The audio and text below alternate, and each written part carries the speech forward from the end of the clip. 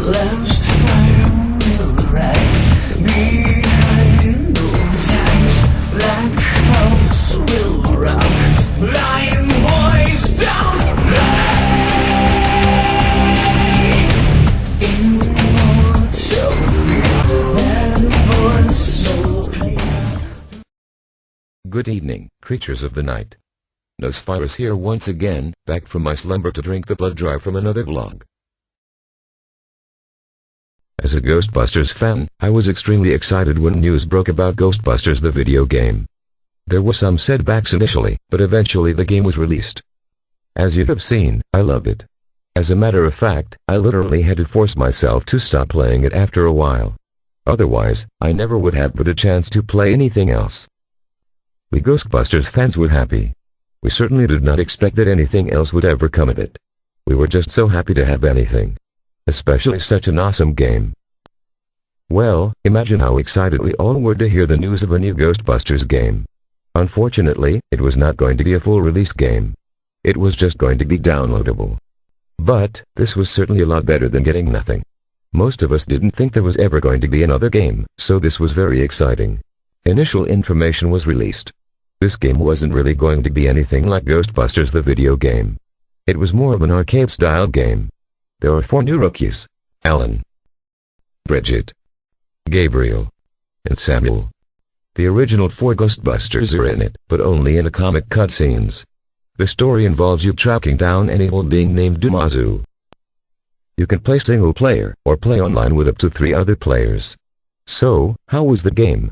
Well, since this is a special occasion, I thought I would make this video extra special. So, to give our review, please welcome, Live Action Me.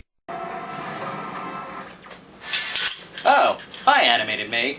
So, what did we think? So, basically, I figured that the game is pretty good. I think it's a lot of fun. One of the things I would say is, I kind of wish that you could trap more ghosts. It seems like in this game, for the most part, you kind of go around shooting it at and destroying most of the ghosts. You only really get to capture the big bosses at the end. So, that's one thing. I kind of wish a lot of the stuff wasn't all just reused from the old game. Most of, a lot of like a lot of the ghosts were really just kind of reused from the old game. There were a lot of new stuff, but, a lot of it was reused, so I thought that could have been better. Probably one of the biggest complaints that I would say I had is that the artificial intelligence is really just downright awful. When you're playing by yourself, or even if you're playing with maybe just one other person online,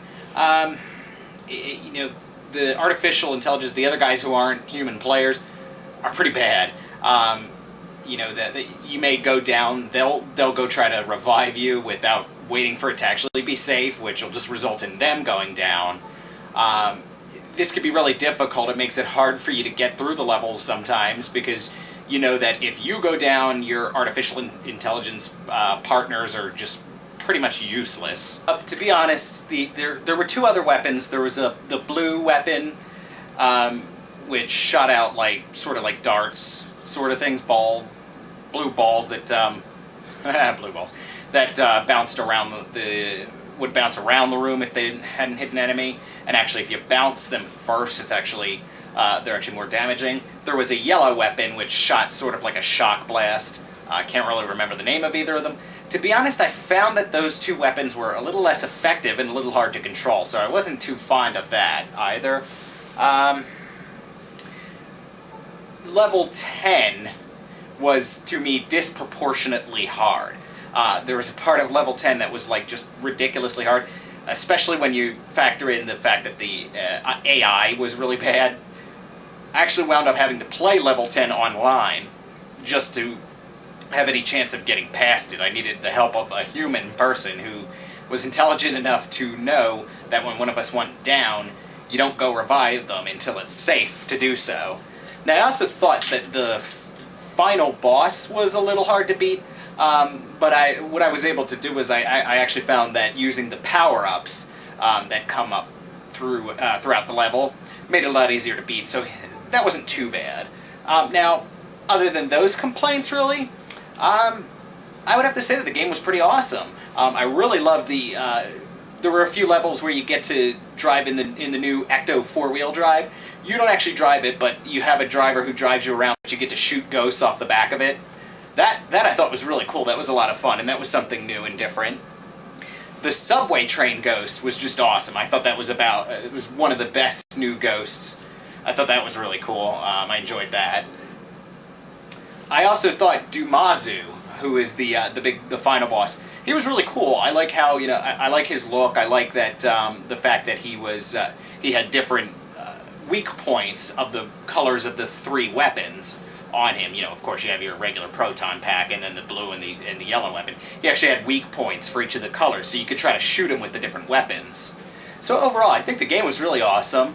I don't think it deserves a lot of the negative reviews it's getting. I definitely see what people are saying. But it was kind of made more so as an arcade game, as just a fun little game that you could pick up and play with friends or by yourself. Wasn't really made to be like a full game. So I can see what people were saying, and I definitely think it wasn't anywhere near as good as Ghostbusters the video game. It was really a little bit of a disappointment, but overall, I really enjoyed Ghostbusters Sanctum of Slime. I have to admit that it wasn't as good, and it was a little bit of a disappointment, so, I'd give it maybe like a 7.5 or an 8. It was a great game, and it's one that I definitely want to play again and again and again, but, there were a few things that kind of dragged it down, that made it not quite as good as it could have been. But, again, I still think it was a really awesome game. It was a lot of fun. It was really cool. Another minor gripe was that I would say, the comic cutscenes were really cool, but a lot of them were too hard to read. They made the speech bubbles, they made the text way too small, and it was really hard to read. It made the story kind of hard to follow. I mean, you got the basic gist of it, but it would have just been nicer if they made the font a little bigger. But overall, as I said, I would definitely recommend the game. It's awesome, and it's definitely worth the $10 price. On that note, I want to send a special shout out and thank you to ZoKnowsGaming.com. I actually won a contest there. I was one of the winners, and I got a free copy of Ghostbusters Sanctum of Slime. So I wanted to thank them for that. That was really cool. So anyway, like I said, overall it was a great game, and I would definitely recommend it. It had its flaws, but I mean, it's just a fun little game. It really, for what it was built to be, for what it was made to be, it was really a great game, and I would definitely recommend it. Thank you, Live Action Me. Well, back in my more human form again to ask my creatures of the night to tune in next time. Beware. Take care. Because the freaks come out at night.